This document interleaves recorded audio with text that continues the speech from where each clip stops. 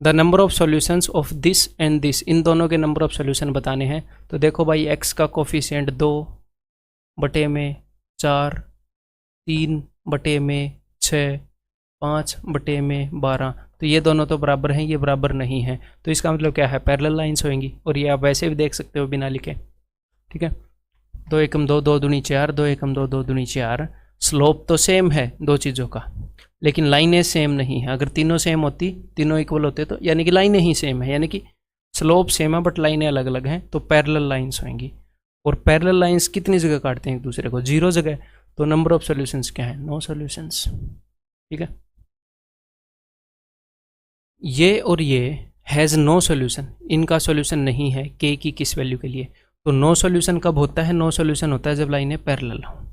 और पैरेलल लाइनें कब होती हैं, पैरेलल लाइनें होती हैं जब स्लोप तो सेम हो बिरादर, बट लाइनें अलग अलग हों, ठीक है। तो देखते हैं, यानी कि 2/6 should be equal to -k/-12 should not be equal to 7/15, ठीक है। तो 1/3, तो यहाँ पर माइनस से माइनस काट दिया, तो इसका 3 गुना है ये, तो k की वैल्यू में क्या रखूँ, k की वैल्यू में 4 रख रहा हूँ, ताकि 4 का 3 गुना 12, 1 का 3 गुना 3, तो ये इक्वल हो गए यहाँ।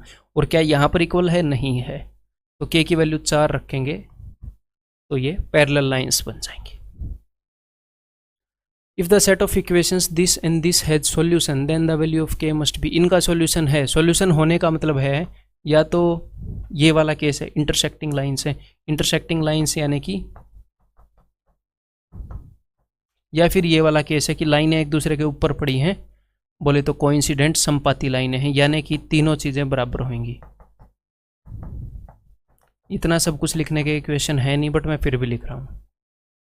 अब ये देखो, 2 का 3 गुना, 3 का 3 गुना, तो पहले वाला केस तो नहीं है भाई, ये भी 3 गुना, ये भी 3 गुना, ये तो 1:3 1:3 से में, तो नीचे वाला केस होगा, तो ये भी 3 गुना ही होना चाहिए, 18 3 54, आंसर इज ऑप्शन सी। ऐसे करने के क्वेश्चन है मेंटली।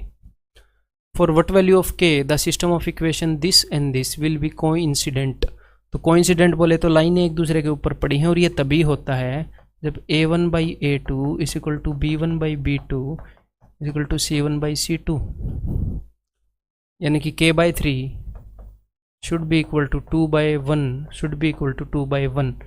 ऊपर वाली चीज़ 2 गुना होनी चाहिए, तो k की वैल्यू 6 होनी चाहिए, 3 का 2 गुना, इट इज़ ऑप्शन पी।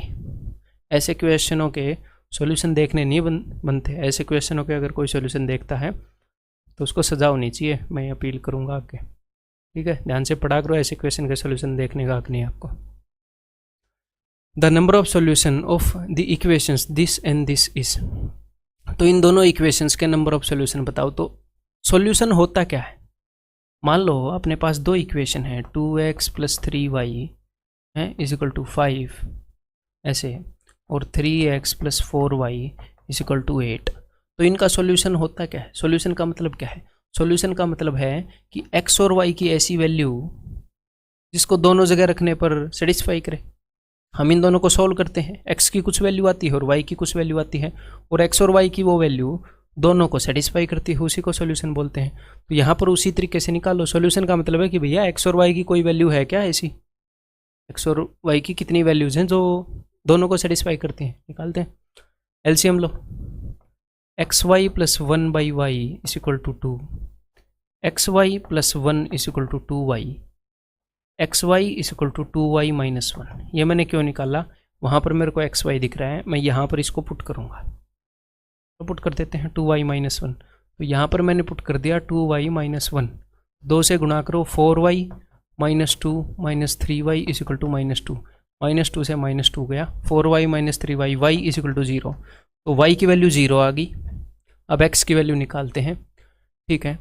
अगर आप y की वैल्यू यहाँ पर 0 रख दोगे तो भाई साहब 1/0 नॉट डिफाइंड हो गया, तो y की इस वैल्यू के लिए x की यहाँ पर तो कोई वैल्यू मिली नहीं। यहाँ पर मैं रख के देखता हूँ, y की वैल्यू अगर मैं यहाँ पर 0 रख दूंगा तो ये भी 0, ये भी 0, तो 0 इज इक्वल टू -2। ये तो मैथमेटिकली ठीक नहीं है, मैथमेटिकली गलत है। तो भाई साहब ले देकर y की एक वैल्यू मिली थी, लेकिन y की उस वैल्यू के लिए x की कोई वैल्यू है ही नहीं, यानी कि x और y की ऐसी कोई वैल्यूज आप ले ही नहीं सकते जो इन दोनों इक्वेशंस को सेटिस्फाई करते हैं। आपने खुद देखा, तो इसका मतलब यहाँ पर क्या है, 0 सॉल्यूशंस होंगे। ये एक मिसलेनियस क्वेश्चन था जो मैंने यहाँ पर ले लिया, ठीक है, क्या होंगे, 0 सॉल्यूशंस।